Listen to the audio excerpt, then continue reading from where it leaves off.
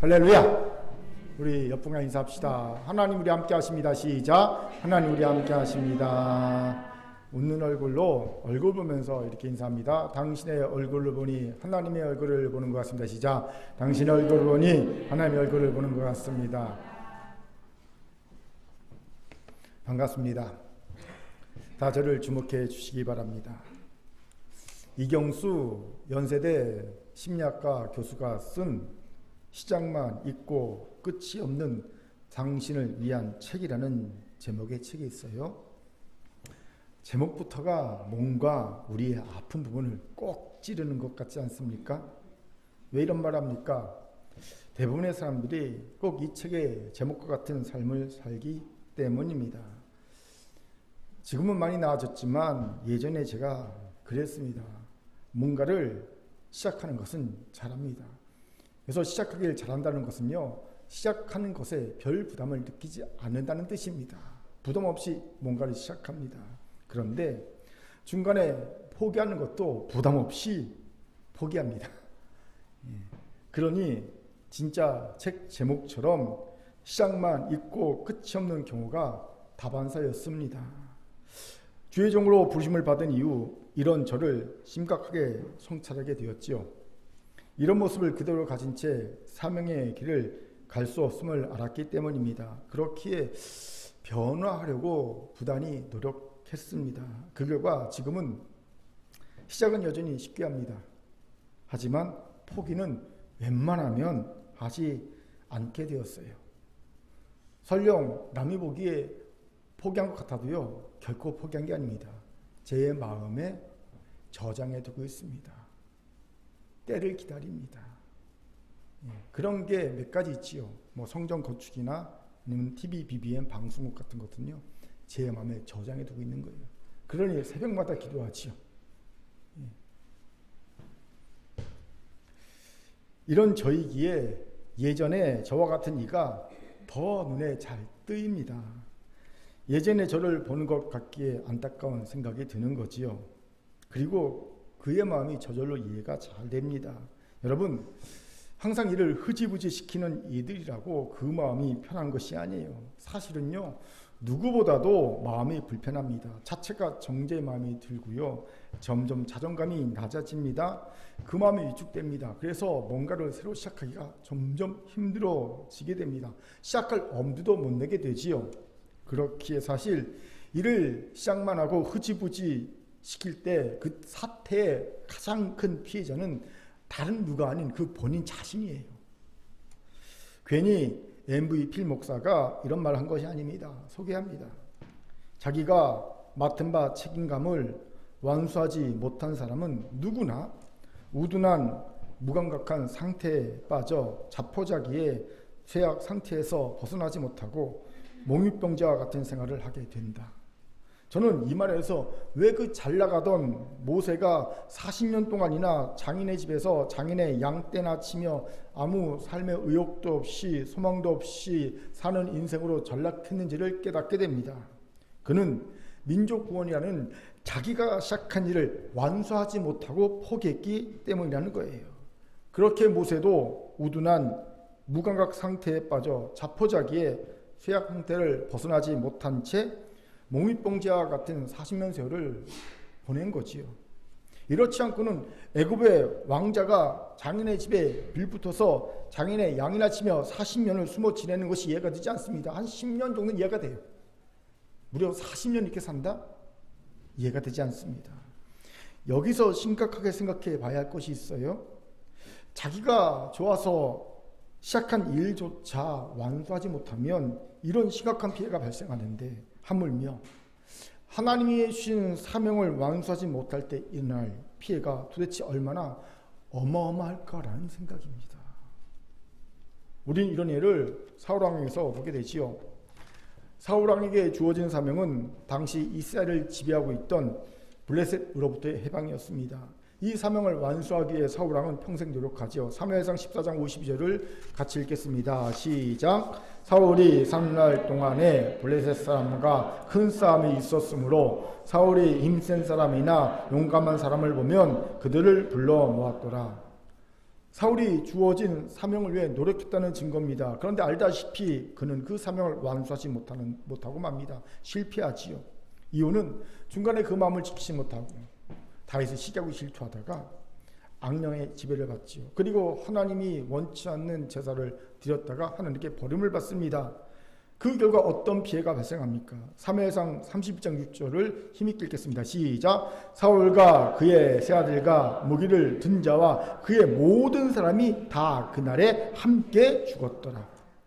사울과 이스라엘 백성이 나라의 운명이 걸린 블레셋과의 길보아산 전투에서 대피합니다. 그 결과 사울왕 자신도 죽고 애꿎은 세 아들도 죽고 그 전쟁에 사울왕과 함께 참여했던 모든 사람이 함께 죽는 최악의 사태가 발생합니다. 즉 이스라엘군이 전멸당한 거예요. 바로 이것이 하나님이 맡겨주신 사명을 완수하지 못할 때 벌어질 수 있는 최악의 사태입니다. 나만 죽고 끝나는 것이 아닙니다. 사랑하는 가족과 공동체 전체가 함께 죽는 끔찍한 비극이 일어날 수 있습니다. 그렇기에 하나님께 소명을 받은 사명자들은 자신에게 주어진 사명 완수의 실패가 불러올 수 있는 여파를 진중하게 생각하고요. 크게 조심해야 합니다. 여기서 나는 소명을 받은 사명자가 아니니 천만다행이다 라고 생각하는 분이 있다면 빨리 그 착각에서 깨어나야 합니다. 여러분, 우리가 그리스도인이 되었을 때 우리는 누구나 소명을 받은 사명자가 된 겁니다. 그리스도인은요, 그리스도에게 속한 사람, 그리스도를 위하여 사는 사람, 그리스도에 증인된 사람이라는 뜻을 가진 단어이기 때문입니다. 즉 모든 그리스도인은 다 소명을 받은 사명자입니다.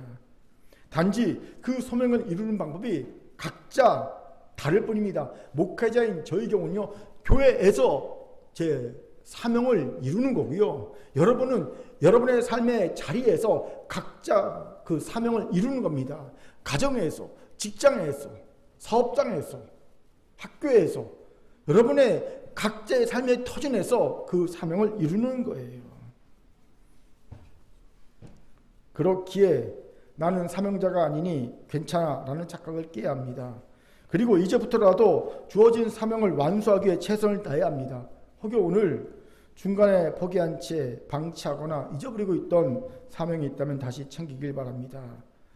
기도하고 그 사명을 완수하길 바랍니다.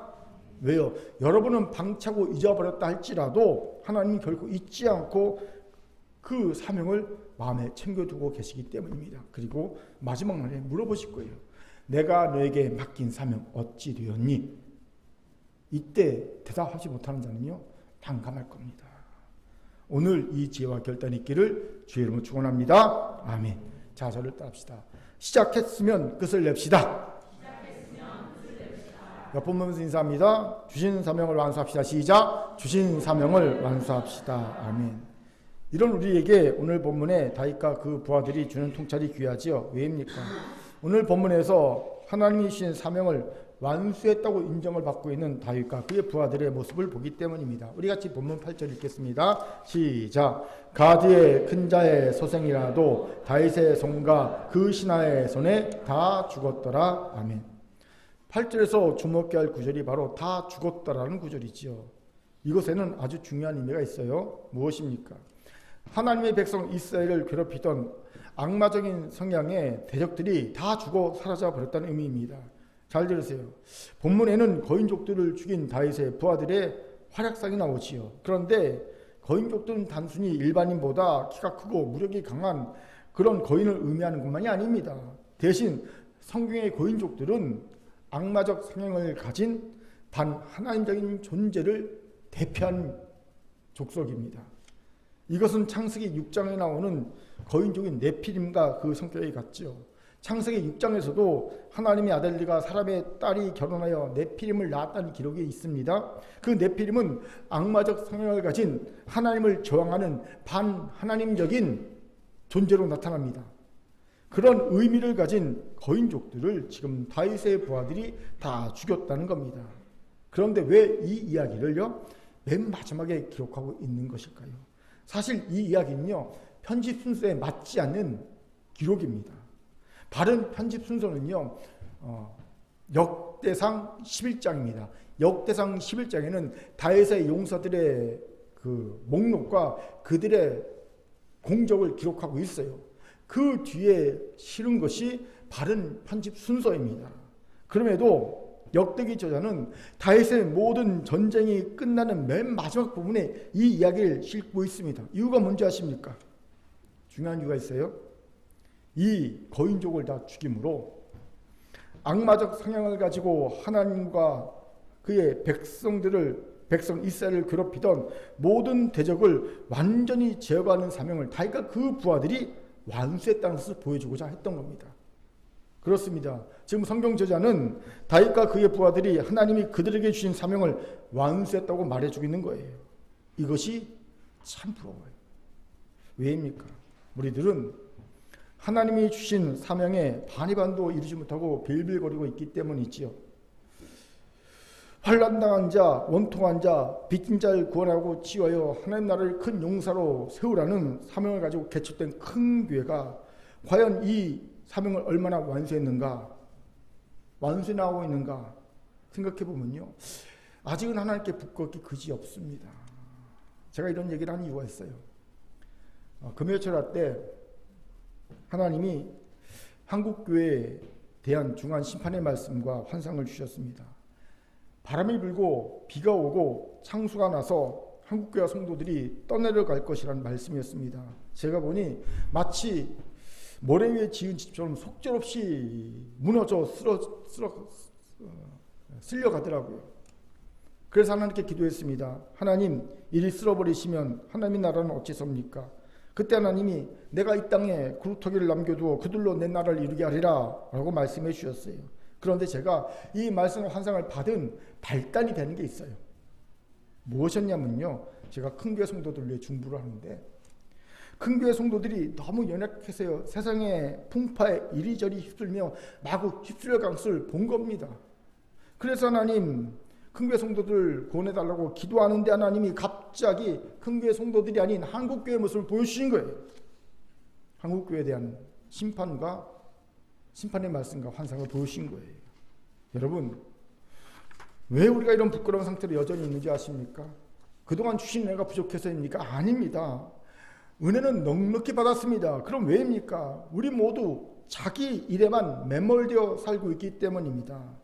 군사로 모집된 자는 자기 생활에 얽매이지 않아야 한다고 말씀하셨음에도 우리는 온통 자기 생활에 얽매여 살고 있습니다. 이러니 영혼을 구원할 수 있습니까? 교회를 감당할 수 있습니까? 사명을 감당할 수 있습니까? 그저 그런 얘기만 들으면 미안하고 안타깝고 회피하고 싶은 무거운 짐으로만 느껴질 뿐인 거예요. 그런데 아십시오. 왜 하나님이 군사들에게 장의세간에 얽매이지 말라고 말씀하셨는지 아십니까? 책임져 주시겠다는 거거든요. 더 좋은 걸 주겠다는 거거든요. 그래서 생활에 얽매이지 말라고 말씀하신 겁니다. 이것을 믿읍시다. 이 믿음을 선택하시기 바랍니다. 그렇게 자기를 부인하세요. 이런 얘기 하나님은 다윗과 그 부하들처럼 사명을 완수한 놀라운 은혜를 부어줄 줄 믿습니다. 아멘. 여기서 중요한 질문이 생기죠. 그럼 구체적으로 어떻게 다윗과 그 부하들은 자기를 부인하며 그들에게 주신 사명을 완수한 자들이 될 수 있었을까요? 그 이유가 궁금합니다. 같이 알아봅시다. 먼저 보게 되는 이유로는 다윗의 부하들에게는요, 그럼에도 불구하고의 사명감이 있었다는 겁니다. 우리 같이 4절을 힘있게 읽겠습니다. 시작. 이후에 블레셋 사람들과 게셀에서 전쟁할 때 후사 사람 십부개가 키가 큰 제 아들 중에 10배를 쳐 죽임에 그들이 항복하였더라. 아멘. 4절에서 주목할 단어가 있어요. 이후에입니다. 이후에는 언제를 의미합니까? 20장 1절부터 3절까지 보니까 다윗이 암몬 자손의 랍바성을 함락하고 암몬을 이스라엘 족속에게 복속시킨 후임을 알게 됩니다. 그 후에 다윗의 용사들이 블레셋의 거인족을 다 죽였다는 겁니다. 이것에 의미한 바가 크지요. 의미한 바를 알려면요, 3절과 4절의 이후에 사이에 기록하지 않고 있는 중요한 사건을 알아야 합니다. 바로 사무엘하 13장부터 20장까지에 기록되어 있는 사건입니다. 거기에는요, 역대기 저자가 의도적으로 빼고 있는, 기록하지 않고 있는 사건이 기록되어 있어요. 무엇이냐면요, 압살롬의 반역과 세바의 반역 사건입니다. 다윗을 가장 많이 닮았던 다윗의 셋째 아들 압살롬이 자신의 누이 다말이 배다른 형 암논에게 욕을 당한 후에 그 사후 일처리를 아버지 다윗이 공정하지 하지 않은 걸 보고 아버지한테 큰 배신감을 느끼죠. 실망하죠. 그리고 자신이 스스로 배다른 형 암논을 암살합니다. 그리고 아버지마저 죽이고 자기가 왕위에 오르려고 반란을 획책하지요. 결국 압살롬의 반란은 실패하고요. 압살롬은 비참하게 죽임을 당하지요. 세바 역시 압살롬의 반역을 진압한 후에 공을 세운 사람에게 이제 공로에 따라서 배분하지 않습니까? 공을 나누는 과정에서 불만을 품은 세바가 사울왕의 일로 다윗에게 억하 심정을 갖고 있는 베냐민 지파, 사울왕이 베냐민 지파니까 베냐민 지파 사람들을 부추겨서 반란을 획책합니다. 물론 이 세바의 반란도 아벨의 지혜로운 여인에 의해서 세바가 죽음으로 반란이 실패로 끝나고 맙니다. 그런데 이 두 사건이 공통점이 있습니다. 그것이 무엇일까요? 이 두 사건은 다윗의 충성스러운 부하 우리아의 아내 밧세바를 취하는 죄악의 결과로 생긴 반란이라는 겁니다. 그렇습니다. 다윗의 죄악으로 다윗에 대한 신뢰가 무너졌습니다. 리더십에 큰 흠집이 났습니다. 그 결과 밧세바의 할아버지였던 아히도벨이 압살롬 편에 서서 반란을 주도하죠. 여러분, 이 아히도벨은요 평생 동안 다윗의 친구였습니다. 다윗의 책사였습니다. 다윗의 고문 역할을 했습니다. 다윗이 가장 믿던 최측근이었습니다. 그러니도 자신의 손녀를 강제로 취해 손녀의 가정을 파괴한 다윗을 용서할 수 없었던 거지요. 세바의 반란도 마찬가지입니다. 자신의 죄악으로 인해 리더십이 급속히 쇠퇴한다 했으며 자기의 지파인 유다 지파를 의지하고 붙잡을 수밖에 없었어요. 여러분, 윤 대통령이 지지율이 떨어지면 꼭 가는 곳이 있습니다. 대구 서문시장. 대구 서문시장 가서 TK의 민심을 붙잡으려고 하지요. 예, 그게 사람이거든요. 예. 이러니 가뜩이나 다윗의 죄악으로 다윗에게 불만했던 베냐민 지파가 소외감을 느낀 겁니다. 역시 다윗은 유다 지파니까 유다 지파만 챙겨, 우리는 안 챙겨. 소외감을 느낀 겁니다. 이것은 세바가 부추기는 거죠. 그리고 이 부추김에 베냐민 지파가 넘어갑니다. 그러니 이것도 그 발단은 다윗의 죄악이라는 거죠. 이것이 의미한 바가 뭘까요? 당시 다윗에 대한 신뢰도가 땅에 곤두박질 쳤고 그 리더십은 크게 훼손되었다는 겁니다. 특히 다윗의 용사대에겐 이게 다윗의 친이 되잖아요. 용사대에겐 그 파장이 더 컸을 것을 쉽게 짐작할 수 있지요. 왜입니까? 다윗에게 살인교사를 당한 우리아는 가장 용맹스럽고 충성스러운 다윗의 37의 용사대 중에 한 명이지 않습니까? 그걸 생각해 보세요. 다윗의 37의 용사대가 얼마나 다윗에게 배신과 실망을 느꼈겠습니까? 함께 생사고락을 한 친위대입니다. 그런 친위대의 한 명인 우리아가 다윗에게 비참하게 배신을 당해 죽임을 당했으니 얼마나 배신감과 얼마나 그 실망감이 컸겠습니까? 아마 저 같으면요, 제 성격상 그냥 용사되고 뭐고 다 때려치고 고향으로 돌아가서 은둔하며 살았을 것 같습니다. 실제로 이런 일이 있었죠. 명나라가 망하기 직전 후금의 공격으로부터 명나라를 지킨 명장이 있습니다. 바로 원숭환입니다. 당시 후금의 황제였던 홍따이지는요, 이 원숭환이 있는 한 명나라를 함락시킬 수 없다는 걸 압니다. 그래서 계략을 꾸미죠. 마치 이 원숭환이 자신들과 내통하는 것처럼 속입니다. 그래서 환관들이 명나라 황제에게 원숭환을 모함하도록 합니다. 그런데 이 어리석고 무능한 명나라 황제 숭종제는요, 나이가 어렸거든요. 이 간신들의 말에 속아 넘어가 충신 명장 원숭환을요 비참하게 죽여버립니다. 이때 무슨 일이 벌어진지 아십니까? 원숭환 휘하에서 유동을 방해하던 병사들의 사기는 급격히 조화되었습니다. 명나라 장수들도 언제 자신도 원숭환처럼 억울하게 죽임을 당할지 모른다는 생각에 그냥 후금으로 투항해버립니다. 휘하 장수들이 후금으로 투항한 일이 벌어집니다. 당시 명나라 성밖을 후금군이 지나가도요 수만 명이나 되는 명나라군은 성 안에서 멀뚱멀뚱 쳐다볼 뿐 화살 한 발 쏘지 않았다고 하더라고요. 결국 순경전은요 농민 반란군이 이자성에 의해 1644년 4월 25일 자금성이 함락될 때 자금성 뒷동산 올라가 스스로 목을 매 자살을 합니다.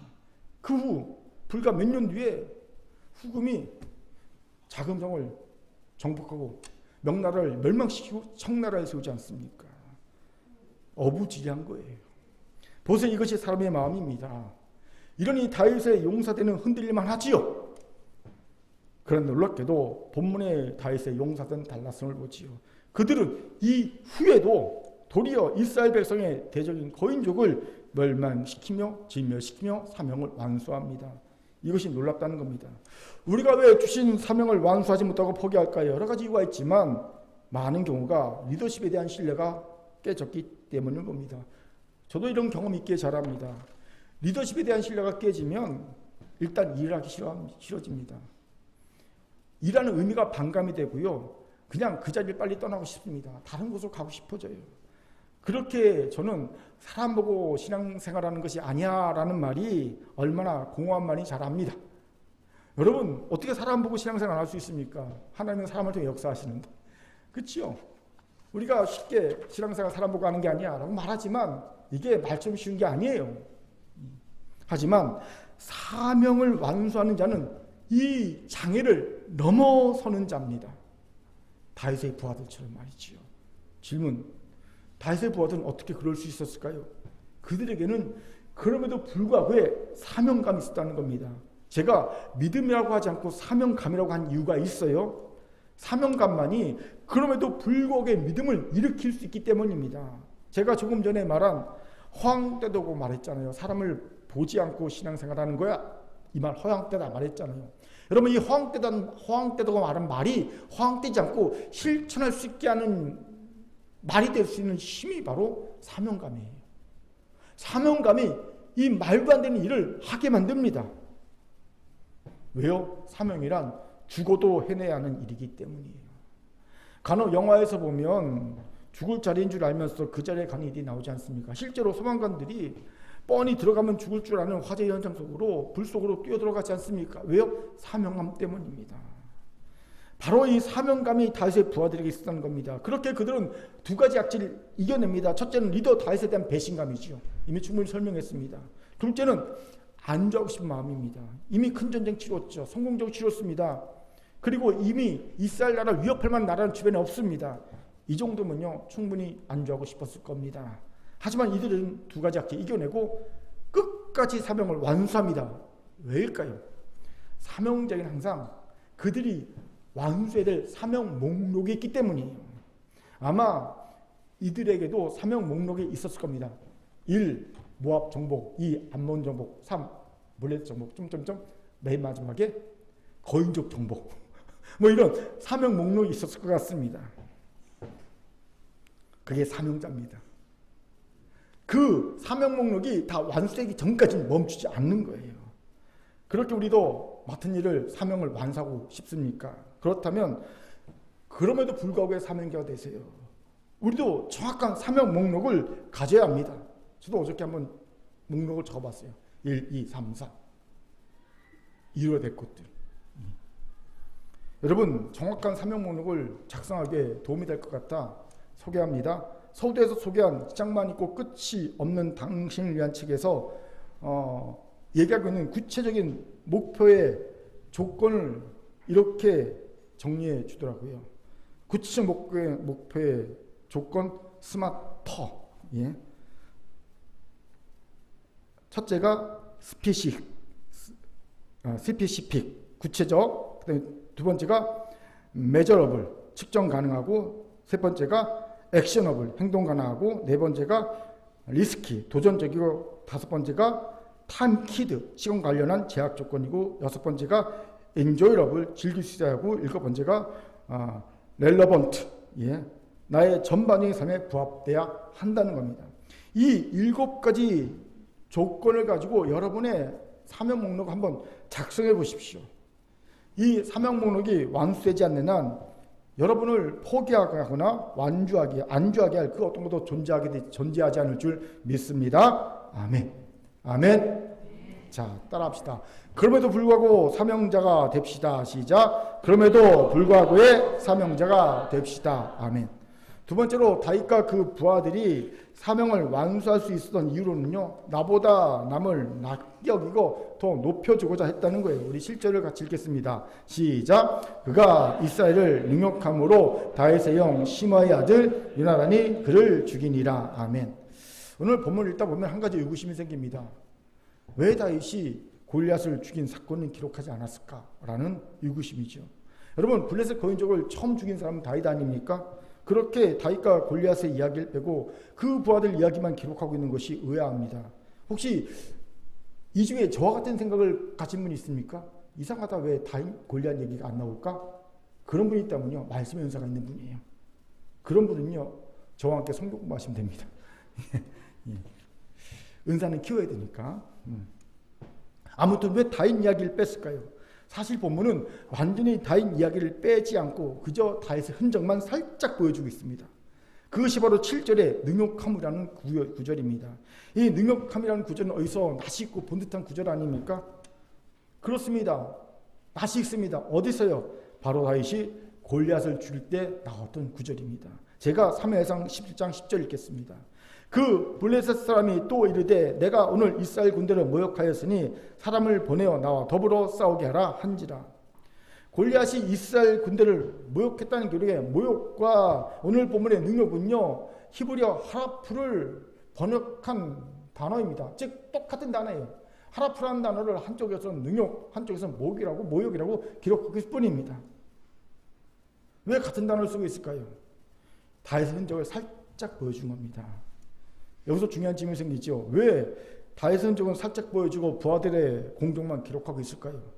이에 대해 독일어 성소수건요, 잘 모르겠다라고 추적하고 있어요. 이유를 모르겠다는 거예요. 왜 그런지. 그래서 저는요, 두 가지 이유 정도를 추정할 수 있다고 생각합니다. 먼저는요, 다윗이 진정으로 회개했기 때문이라는 겁니다. 이미 말한 대로 다윗은 큰 죄를 지었습니다. 그러니까 아무리 팩트, 있었던 일이라고 해도 자신의 공적을 내세우는 것이 덕이 되는 일일까요? 덕이 되지 않습니다. 만약 다윗이 그럼에도 자신의 공적을 기록하게 했다면 아마 이 일로 공동체는 다툼과 분열이 생겼을 가능성이 큽니다. 갑론을박. 이게 옳은 일이냐 아니냐는. 여러분 보세요. 독립영웅이라는 확실한 업적이 있는 홍범도 장군도요, 정권이 바뀌니까 공산주의자로 몰려서 육사에서 흉상이 처벌되지 않습니까? 여러분, 이게 사람이에요. 정권이 바뀌면요, 없는 죄도 생기고요, 있는 죄도 없어지고 막 그러는 거거든요. 그렇게 다윗이 자신의 공적을 드러내면 갑론을박이 생기고 다툼과 갈등이 예상됩니다. 그리고 다윗이 한 회개의 진정성까지 의심받을 상황이 일어날 수 있습니다. 그렇게 다윗은 자신의 공적을 감춥니다. 살짝 비추는 정도로 끝냅니다. 두 번째 이유로 부하들의 성취 동기를 북돋아 주고자 했기 때문이라는 겁니다. 생각해 보세요. 자신의 성취를 감추고 부하들의 성취를 드러내면 부하들이 어떤 마음이 들까요? 성취 동기가 급상승합니다. 당연합니다. 왕이 자신의 공정은 감추고 부하들의 공정은 높이는데 부하들의 성취 동기가 안 높아질 리가 있겠습니까? 저는 이 두 가지 이유 중 부하들의 성취 동기를 북돋아 주기 위함이라는 쪽에 좀 더 무게를 두고 해석합니다. 왜일까요? 자신의 죄로 인해 지금 용사대의 사기가 먼지 떨어졌잖아요. 성취 동기가 급락했잖아요. 그런데 이 용사대는요, 다윗에게는 너무 중요한 사람들입니다. 자기의 보위대예요. 치리대예요. 다윗의 정권을 유지하는 핵심 인물들입니다. 이들의 사기가 떨어지고 성취 동기가 떨어진 것이 얼마나 큰 문제인지를 다윗은 너무나 잘 알고 있어요. 심각한 문제라는 것을요. 여러분, 북한 김정은이요, 아무리 경제적으로 어렵고 물자난이 있어도요, 자기 보위대하고 평양 시민에게만요 넉넉하게 물자를 공급합니다. 왜냐하면 자신의 보위대와 평양 시민은 자신의 정권을 지키는 근거기 때문입니다. 그렇기에 보위대와 평양 시민은요, 물자가 부족하지 않아요. 이와 같은 거예요. 다윗에게는 용서대가 그런 의미였을 겁니다. 더하여 다윗은 이미 하나님께 충분히 죄의 벌을 받았기 때문입니다. 다윗은 나단 선지자가 그의 죄를 고발할 때 옆집에 암양 하나를 훔쳐서 삶아먹은 그 사람에게 4배의 벌을 주겠다 호언장담하지 않습니까? 자신의 호언장담대로 그는 4배의 벌을 받습니다. 아들 4명이 죽잖아요. 바세바의 사에서 나온 아들 죽었죠. 첫째 아들 암논 죽었죠. 둘째 아들 아도니아 죽었죠. 셋째 아들 압살롬 죽었죠. 더하여 덤으로 다말 욕보고 평생 비참한 삶을 살죠. 그리고 2번의 반란 사건이 있지요. 충분히 죄의 대가를 치렀거든요. 그렇기에 저는 부하들의 성취 동기를 북돋아 주고자 자신을 낮추고 부하들을 높였다고 생각합니다. 그리고 이것이 주신 사명을 완수할 수 있었던 숨겨진 비결임을 보지요.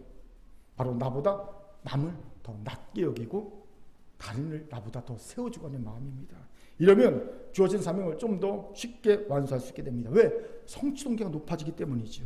한 개인이나 공동체가 왜 주신 사명을 완수하지 못하고 중도에 포기한지 아십니까?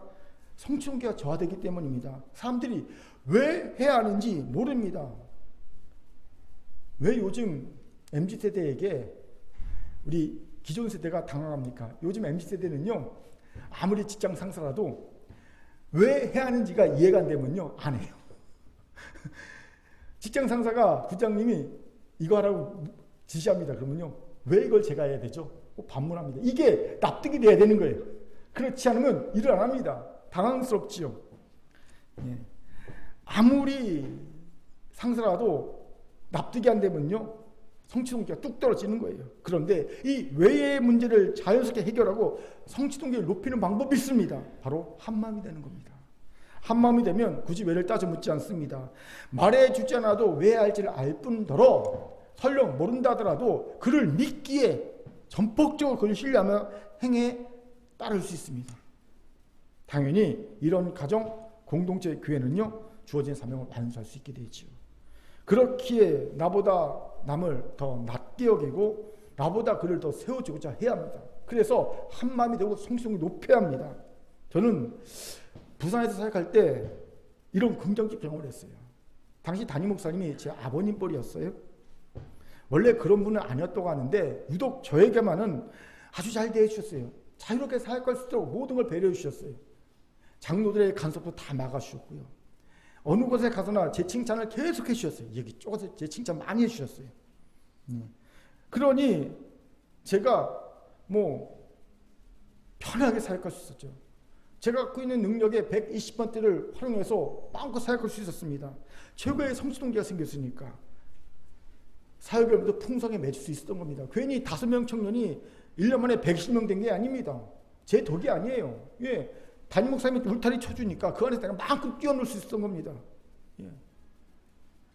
그런데 이런 긍정적 경험은 정말 드문 경우더라고요. 보통의 경우는 시기하고 질투하고 견제하기 바쁩니다. 저는 부산에서의 경험과 전혀 다른 경험도 해본 적이 있습니다. 부교육자가 열심히 사역해서 괄목할 만한 성과를 내도 모든 고은 담임 목사에게 돌아가더라고요. 대신 부교육자에게 들어오는 것은요, 시기와 질투와 견제뿐이었습니다. 이러니 하여 부교육자들이 일을 안 하더라고요. 자신의 가진 능력을 발휘 안 합니다. 적당히 합니다. 저는 심지어 동료 목사에 이런 얘기를 들었어요. 내가 열심히 하니까 저한테 목사님, 지금은 연습 게임이니 잘할 필요가 없어요. 본 게임에서는 만 잘하면 돼요. 여러분, 본 게임이 뭔지 아세요? 담임 나갔을 때. 그때만 잘하면 돼. 무슨 부교육자들 열심히 하냐고 이런 얘기를 하더라고요. 여러분, 이러면 그나 그 공동체는 주신 사명을 완수할 수 없습니다. 그렇게 서로가 서로를 낮게 여기고 서로를 더 세워주려고 해야 합니다. 그런데 여러분, 목회자들도 잘못하는 것을 성도들이 잘할 수 있겠습니까? 쉽지 않음을 봅니다. 저는 성도들 사이에서도요, 시기와 질투, 비교의 마음, 낮은 자존감 같은 옛사람들이 여전히 암약하고 있음을 봅니다. 느낄 때가 많아요. 그 결과로 나타난 것이 뭔지 아십니까? 칭찬에 인색한 겁니다. 서로에게 칭찬에 인색한 것. 여기서 유의할 것이 있어요. 칭찬 품앗이를 분별하는 겁니다. 칭찬 품앗이가 뭔지 아십니까? 칭찬받을 일이 별로 없는 사람끼리 서로서 칭찬을 해주는 겁니다. 예를 들어 비싼 돈 들여 머리를 내도 별로 칭찬받을 일 없는 이들끼리 서로를 알아서 칭찬해줍니다. 이번엔 내가 칭찬해주고 다음엔 네가 칭찬해주고, 어머 어디서 머리했어? 너무 이쁘다. 잘 어울린다. 10년은 젊어 보이네. 거기 어디야? 나도 거기 가서 살래. 이런 얘기해 주는 거예요. 그런데 사실은 안 이뻐. 그럼에도 해주는 거예요. 왜? 그러면 다음에 그 사람이 나를 해주니까. 칭찬 품앗이입니다. 이런 칭찬 품앗이를 하는 이들은 유예하는 이유가 있어요. 이런 이들은요, 칭찬 품앗이가 필요하지 않은 이들이 있어요. 딱 봐도 그냥 칭찬 받을 게 많은 이들, 그런 이들이나 아니면 자신의 칭찬 품앗이 공동체 그룹에 포함되지 않는 사람들, 서로 알아서 칭찬을 서로 주고받는 이 그룹에 포함되지 않는 사람에게는 칭찬이 인색하다는 거예요. 딱 봐도 칭찬받을 일이 많은 사람은 칭찬 안 해줍니다. 그리고 내가 너와 서로 품앗이 하고 있어 라는 걸 교류하고 있는 이들 아닌 밖에 있는 사람은 칭찬을 안 해줍니다. 인색합니다. 그렇게 여러분 칭찬 품앗이 말고 누구나에게 칭찬에 넉넉해야 합니다. 왜입니까? 찾아보면 누구나 칭찬할 만한 구석은 한두 가지 꼭 있게 마련이기 때문이죠. 그것을 찾아낼 수 있는 눈이 보배로운 눈이고요. 그 눈이 은혜 받은 눈입니다. 바라기는 오늘 이 보배롭고 은혜 받은 눈을 다 가질 수 있길 바랍니다. 아멘. 그럼 우리도 한마음이 되었어요. 서로 성취동기 높아질 수 있을 겁니다. 공동체가 뭐 하자 그러면요, 그래 으쌰으쌰하면서 한마음으로 일을 해나갈 수 있는 거예요. 저는 우리 셀이 이런 셀이 되길 바라고요. 우리 영야부터 우리 작년까지가 서로가 서로 높여지고 보배로운 눈을 가져서, 은혜 받은 눈을 가져서 서로를 낮게 칭찬해줘서 막 한마음이 돼서 뭔가 으쌰으쌰하고 뭐 해보자, 할 수 있다, 이런 분위기가 있는 공동체 되기를 주님으로 축원합니다. 아멘. 자, 저를 따릅시다. 보배롭고 은혜로운 눈을 가집시다. 옆분 보면서 당신이 나보다 낫습니다. 시작. 당신이 나보다 낫습니다. 이 얘기를 딱 하니까 당연한 거 아니야? 이렇게 어떠죠? 세 번째로 다윗과 그 부하들이 사명을 완수할 수 있었던 이유로는요, 사명이 이어지고 계승되고 있었기 때문이라는 겁니다. 우리 8절을 다시 읽겠습니다. 시작. 가드 장대한 자의 소생이라도 다윗의 손과 그 신하의 손에 다 죽었더라. 아멘. 8절에서 우리는 다윗이 시작한 거인족과의 싸움이 그의 신하에게서 완수되었음을 보죠. 사명이 이어지고 있다는 겁니다. 그리고 이것이 사명이 완수될 수 있었던 중요한 이유였음을 봅니다. 그렇습니다. 하나님이 주신 사명은 때로는 대를 이어서 이어지는 경우가 있습니다. 대표적으로 모세에게 주신 사명이 그렇죠. 애굽에서 노예 생활하던 이스라엘 백성들을 출애굽시켜서 약속의 땅에 정착하여 하나님 나라를 건설하며 살게 하는 것이 모세에게 주신 사명이었습니다. 그런데 모세는 이걸 이룰 수 없었지요. 그는요 124에 느보산에 올라가, 가나안 땅 접경 느보산에 올라가 그냥 멀리 있는 가나안 땅만 보고 그 자리에서 죽습니다. 하나님의 부르심을 받습니다. 모세는 죽습니다. 사명을 이룰 수 없었습니다. 하지만 그 사명이 누구에게 이어집니까? 모세의 후계자, 종이었던 모세의 후계자 여호수아에게 이어집니다. 그 여호수아는요 유은통치랍니다. 유은통치가 뭔지 아세요? 모세의 말대로만 통치했다는 거예요. 여호수아는 유훈통치랍니다. 김일성의 유훈통치, 김정일하고 같듯이 모세의 유훈통치만 합니다. 그러니까 그는요 모세에게 주던 사명을 완성합니다. 완수하지 않습니까? 세대를 거쳐 이어지고 완수된 사명이지요. 본문의 다윗의 경우도 단지 다윗의 부하들에게 수평적으로 이어지고 완수된 사명만이 아니었음을 보지요. 세대를 거쳐 이어지고 완수된 사명이기도 함을 봅니다. 왜입니까? 7절에 보니 다윗의 조카 요나단이 손과 발에 가락이 6개인 거인을 죽였다는 기록이 나오잖아요. 세대를 거쳐 이어지고 완수된 사명이기도 하다는 증거입니다. 조카에게 이어진 거잖아요. 여기에서 우리가 사명을 완수하지 못하고 중간에 포기하는 어리석은 자가 되는 이유를 봅니다. 우리는 너무 조급해요. 길게 보지 못합니다. 모든 것을 자기가 다 이루어야 한다고 생각합니다. 예전에 제가 그랬어요. 저는 큰 교회에게 주신 사명을 제 대해서 이루어야만 한다고 생각했습니다. 그러니 마음이 조급해지고요. 내 뜻대로 내 시간표가 안 되니까요. 다급해지는 거지요. 뭐지? 안절부절하게 되는 거지요. 그러다 보니 제가 행복하지 못했고요. 내가 행복하지 못한데 교회를 행복하게 할 수 있겠습니까? 못하지요. 그런데 어느 순간 하나님이 제 조급한 마음을 내려놓게 하셨습니다. 큰 교회에게 주신 사명을 굳이 내가 이루어야지 않는다, 이루어지지 않아도 된다라는 생각을 하게 하신 거예요. 강박관념이다, 내려놓으라 말씀하시더라고요. 그냥 내가 할 수 있는 만큼만 하면 된다라고 하나님이 알려주셨어요. 깨달음이셨습니다. 이 깨달음이 되게 자유해졌어요. 그리고 사역이 힘들지 않습니다. 이 깨달음 이후에 사역이 하나도 힘들지 않은 거예요. 할 수 있을 만큼만 하면 되잖아요. 그리고 지금은요, 진짜 자유합니다. 대신 사명이 생겼습니다. 그것이 무엇일까요? 큰 교회의 사명을 어떻게 이어줄까? 계승할까? 이 사명이 생겼어요. 모세가 여호사에게 그 사명을 이어주고 바울이 디모데에게 그 사명을 이어주시 말입니다.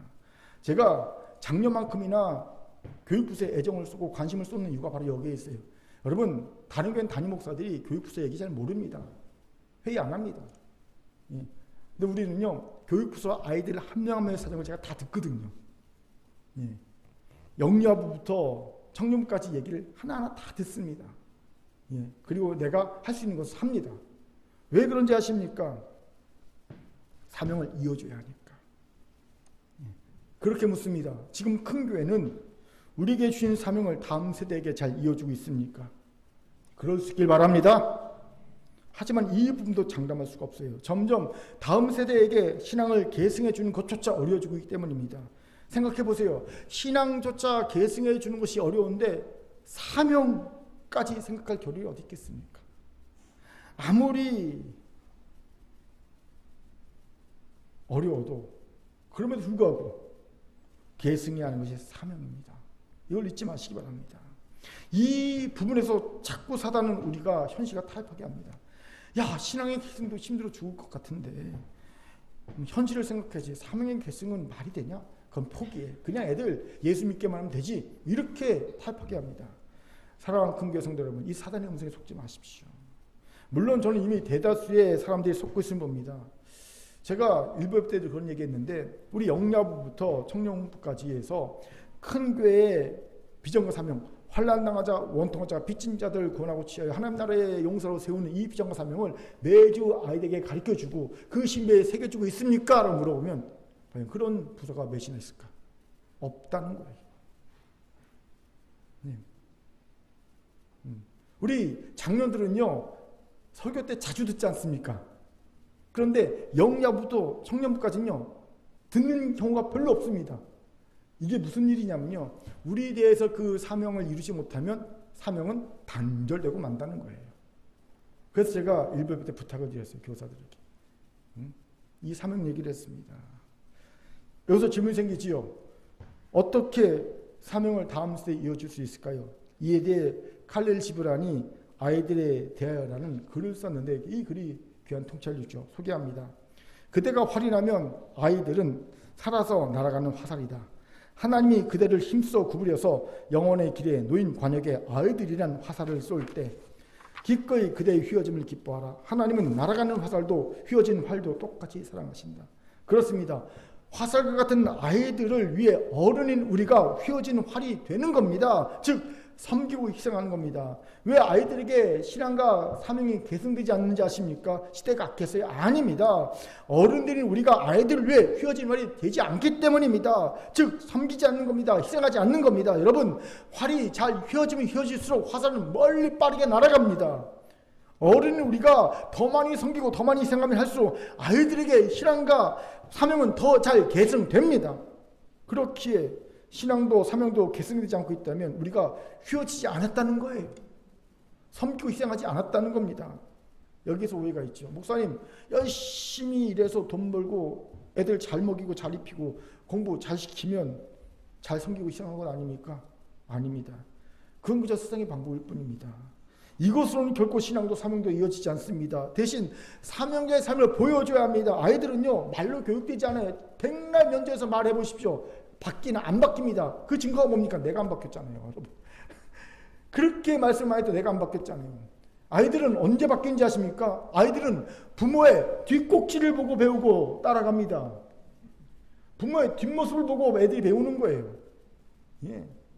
앞에서 말하는 말이 아니라 뒤에 뒷모습을 보고 배우는 거예요.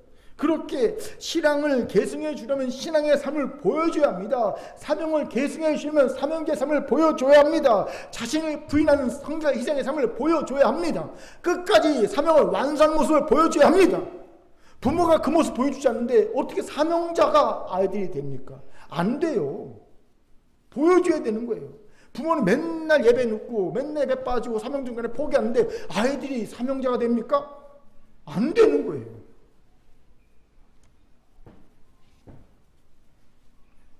이것이 휘어지는 활이라는 겁니다. 여러분, 휘어지는 활이 되어야 합니다. 부모가, 어른이. 이런 가정과 교회만이 신앙뿐만 아니라 사명도 계승해 줄 수 있습니다. 설령 자신의 때에서 사명이 완수되지 못한다 하더라도 다음 세대에서 사명이 완수된 놀라운 기쁨을 누릴 수 있습니다. 저는 우리 큰 교회가 이런 공동체가 될 줄 믿습니다. 아멘. 자, 저를 따릅시다. 신앙과 사명을 이어줍시다. 옆분과 인사합시다. 휘어진 활이 되세요. 시작. 휘어진 활이 되세요. 아멘. 이제 말씀 마치죠. 우연히 이런 글을 듣게 되었습니다. 틱톡에서 들었어요, 이 말을. 그래서 막 적었습니다. 우리 인생을 방해하는 두 가지가 있다. 하나는 그 어떤 것도 시작하지 않는 것이며 다른 하나는 그 어떤 것도 끝내지 않는 것이다. 명심하라. 시작하지 않으면 그 어느 곳으로 갈 수 없으며 끝을 내지 않으면 그 어느 곳으로도 도착할 수 없다. 시작은 잘하는 저에게 끝을 내지 않으면 그 어느 곳으로도 도착할 수 없다는 말이 마음에 와 닿았습니다. 그렇습니다. 끝을 내지 못하고 중간에 포기하는 자는 어느 곳에도 도착할 수 없는 인생이 됩니다. 마치 광야를 40여 년 헤매다가 광야에서 죽고만 이스라엘 백성과 똑같은 처지가 되는 겁니다. 얼마나 불행한 인생이겠습니까? 하지만 주어진 일을 완수한 이들은 원하는 곳에 이룰 수 있습니다. 기쁨과 행복과 당당함을 누릴 수 있습니다. 그 대표적인 사람이 바로 사도 바울이 아닙니까? 그가 디모데후서 4장 7절 8절에서 무엇이라 이렇게 당당하고 담대하게 고백합니까? 같이 읽겠습니다. 시작. 나는 선한 싸움을 싸우고 나의 달려갈 길을 마치고 믿음을 지켰으니 이제후로는 나를 위하여 의의 면류관이 예비되었으므로 주곧 의로우신 재판장이 그날에 내게 주실 것이며 내게만 아니라 주의 나타나심을 사모하는 모든 자에게 도니라. 아멘. 너무나 부러운 고백이 아닐 수 없습니다. 그렇다면 이제 이게 부러운 고백이 아닌 내 고백이 되게 해야 될 줄 믿습니다. 이를 위해 그럼에도 불구하고 사명자가 됩시다. 사람에 대한 배신감과 현실에 안주하고자 하는 마음을 이 방해가 있더라도 그럼에도 불구하고 사명감으로 극복합시다. 우리도 사명 목록을 한번 작성해 보세요. 두 번째, 시기와 질투, 비교의 마음과 낮은 자존감을 십자가에 못 박고 상대를 나보다 낮게 여기며 나보다 더 세워집시다. 보배롭고 은혜로운 눈을 가지고 칭찬에 넉넉해 칩시다. 이럴 때 한마음을 이루어 서로의 성취 동기를 북돋아 줍시다. 세 번째, 신앙과 사명을 이어줍시다. 이를 위해 어른 우리가 성경과 희생에 휘어진 활이 됩시다. 신앙, 사명의 본이 되길 바랍니다. 하나님이신 말씀이었습니다. 아멘. 기도합니다. 사랑과 자비 하나님 참 감사합니다. 우리도 다윗과 그 부하들처럼 우리에게 주신 사명 완수하고 그것을 보여주는 자 되게 도와주옵소서. 감사드리며 예수님 이름으로 기도합니다. 아멘.